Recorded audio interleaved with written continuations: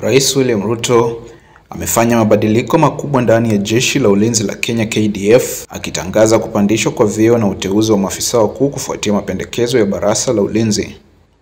Katika mabadiliko hayo, Meja Jenerali David Kipkemboi Keter, ambaye alikuwa msaidizi mkuu wa majeshi anayehusika na rasilimali watu na usafirishaji, amepandishwa cheo kuwa Luteni Jenerali na kuteuliwa kamanda wa jeshi la nchi kavu.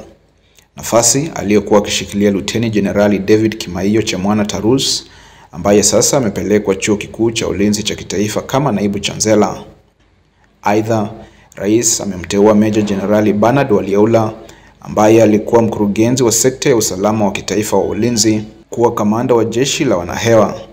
Anachukua nafasi ya Meja Jenerali Fatuma Gaiti Ahmed, ambaye amehitimisha utumishi wake baada ya kuhudumu kwa miaka 42.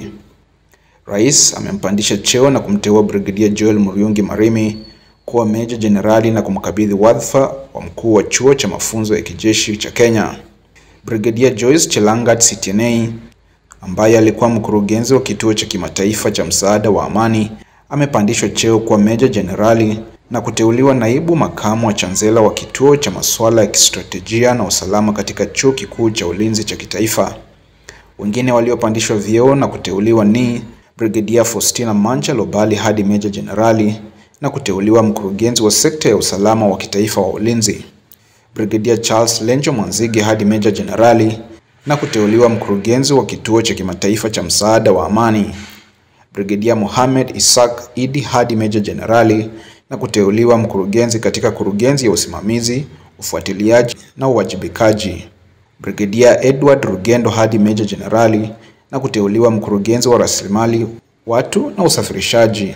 Brigedia Richard Wambua Mwanza hadi Meja Jenerali na kuteuliwa mshauri mwandamizi wa mafunzo katika jeshi la nchi kavu, chuo cha kitaifa cha ulinzi.